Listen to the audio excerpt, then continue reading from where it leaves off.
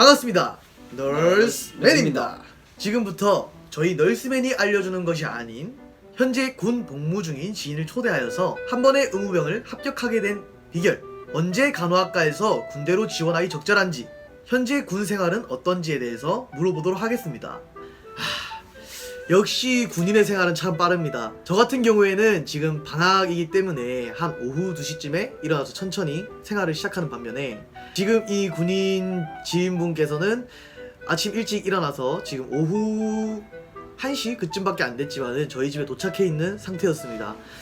정말 미안하기도 하고, 이 군인의 휴가의 시간이 참 값진 걸 알고 있기 때문에 거두절미하고 바로 본 영상으로 들어가도록 하겠습니다. 그럼 간단하게 자기소개 하시겠어요? 네, 저는 널스맨 형님들과 아는 지인입니다. 이렇게 군인 신분으로서 촬영하게 되어서 제 얼굴이 보이지 않고 모자이크 처리가 되었겠지만, 나중에 전역하게 된다면 의무병에 대해서 더 상세하게 알려드리도록 하겠습니다. 예, 그러면은 저희 널스맨과 군대 전역 후에도 다시 한 번 더 영상을 찍어줄 의향이 있다, 이런 말씀이시군요. 저는 물론 찌어줄 의향이 있습니다. 그러면은 지금 상병 4개월 차이신가요? 네, 상병 4개월 차입니다. 그러면은 반년 뒤에 봅시다. 약속. 자, 이제 바로 첫 번째 질문 들어가도록 하겠습니다. 첫 번째 질문 뿅! 자, 첫 번째 질문입니다. 간호학과 생활 중에 언제가 군대 가기 제일 적절하다고 생각하시나요?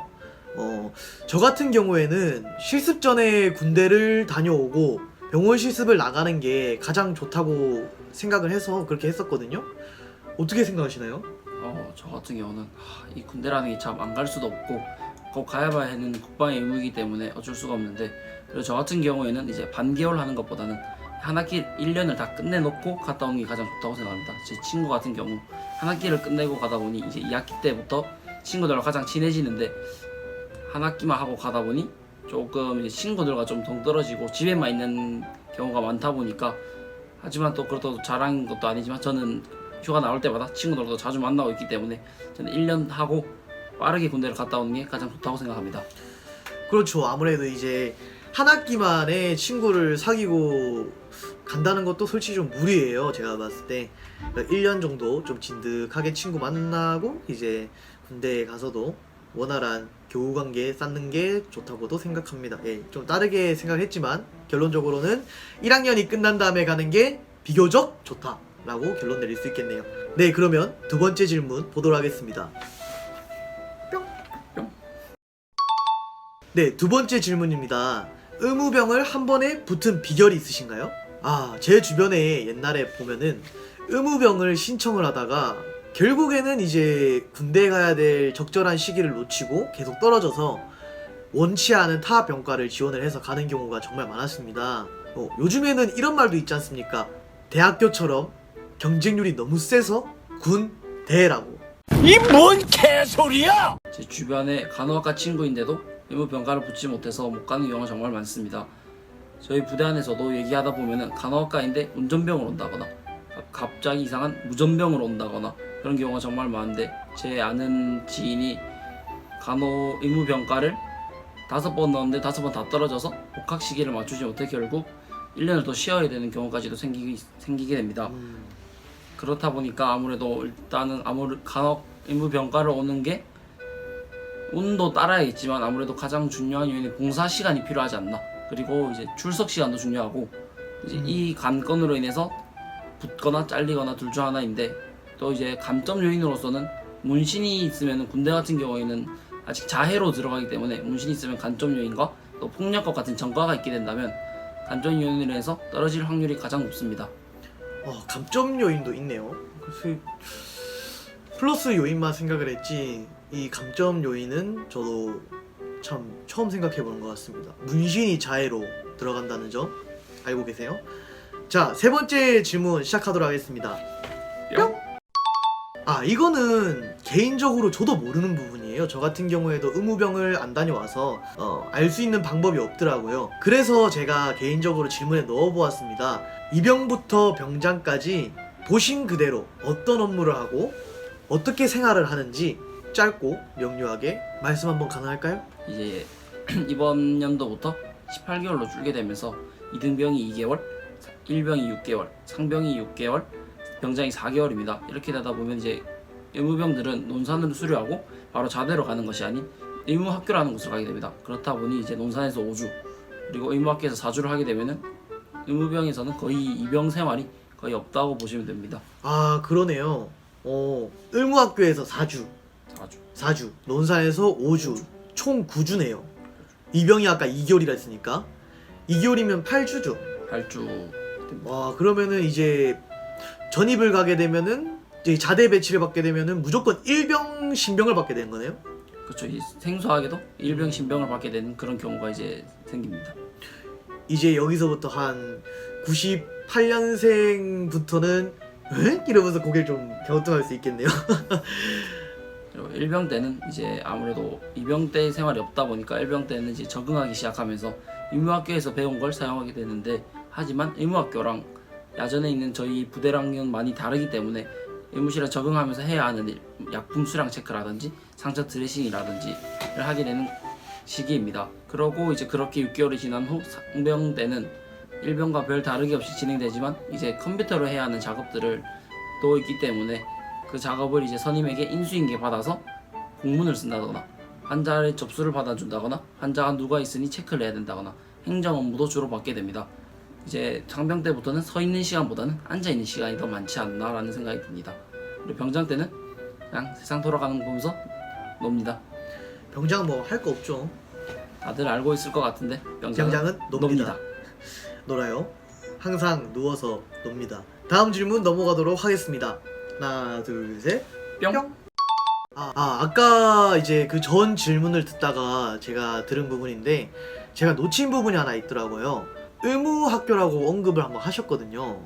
그 의무학교라는 게 어떤 건지 지금 시청자분들이 많이 궁금해하실 것 같은데 의무학교가 어떤 곳인지 설명 한번 가능할까요? 네, 이제 의무병과라는 것을 받게 되면은 논산에서 훈련을 수료하고 의무학교라는 곳으로 이제 후반기 교육을 받게 됩니다. 의무병과를 가진 군인들은 의무학교에서는 논산에서는 몸으로만 오직 구르고 기고 다니고 있다면은 의무학교에서는 책을 받고 책가방을 메고 대학교 다니듯이 수업을 받으러 가게 됩니다.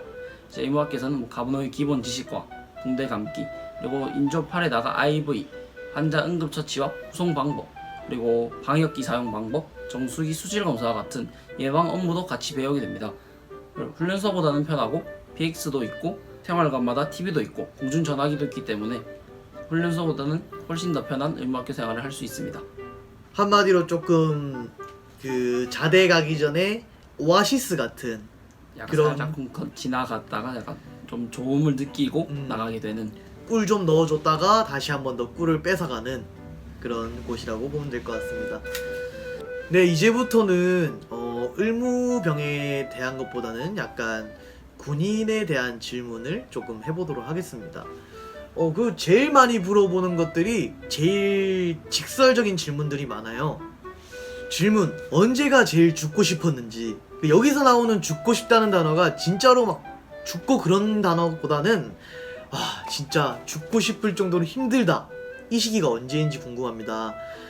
저 같은 경우에는 군대에 들어오자마자 제일 많이 들은 말이 야, 너 저녁보다는 죽는 게 더 빨라 임마. 그냥 빨리 죽는 게 빨라. 이런 말을 참 많이 들었어요. 처음에 입영 때는 제일 많이 와닿았던 말인데 시간이 흘러서 지금은 밖에서 이렇게 군인들을 위한, 이제 군대 가기 전 학생들을 위한 그런 영상을 찍고 있네요. 시간 참 빠릅니다. 저 같은 경우에는 일병 때 이제 몸이 아팠을 때 그때가 제일 힘든 시기였거든요. 왜냐면은 군대에서 아프면은 제일 서럽다라는 말이 있듯이 군대에서 아프니까 알아주는 사람도 몇 없고 이제 가족들한테도 아프다고 말할 수도 없는 상황이고, 그렇다고 친구들한테 칭얼댈 수도 없는 상황이고 제일 억울하지 않았나 그런 생각이 듭니다. 어떻게 생각하세요? 네, 저는 딱히 죽고 싶다는 생각은 안 했는데 아픈 거는 진짜 서러운 게 맞습니다. 그래도 만약 진짜 아프기도 하면 선생님 눈치 보지 말고 아프면 아프다고 말하는 게 가장 좋습니다. 괜히 끙끙 앓다가 병이 더 커지는 경우도 많기 때문에 그래도 서럽더라도 꼭 말하는 게 가장 좋습니다. 들으셨죠? 이제 군대에 가실 분들, 아프면은 말하는 게 제일 좋습니다. 그 군대에서는 제 몸을 누가 챙겨주지 않습니다. 자신의 일을 하는 것만으로 힘든 군대인데 자신의 몸이 아프면은 가장 잘 알고 있는 내 자신이 바로 적절한 조치를 꼭 취할 수 있었으면 좋겠습니다. 다음 질문 넘어가도록 하겠습니다. 뿅.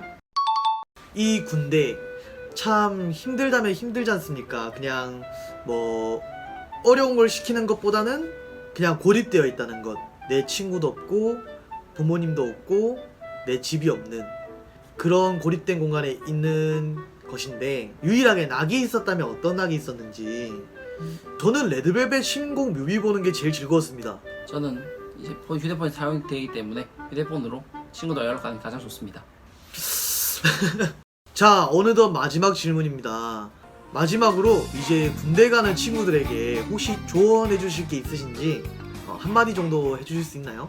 진짜로 빨리 갔다 오는 게 가장 좋습니다. 저도 휴학하고 조금 놀다가 군대 가야지 생각하는 것보다 그냥 빠르게 갔다 와서 그 뒤에 이제 복학하기 전에 복학 준비하면서 아르바이트 하면서 놀자라는 생각이 진짜 컸었는데, 제가 1월에 입대를 자, 이번에 저희가 준비한 군인에 대해서 샅샅이 알려줄게 컨텐츠 여기서 마무리 짓도록 하겠습니다. 여기까지 널스맨입니다. 다음에 또 만나요. 바이바이.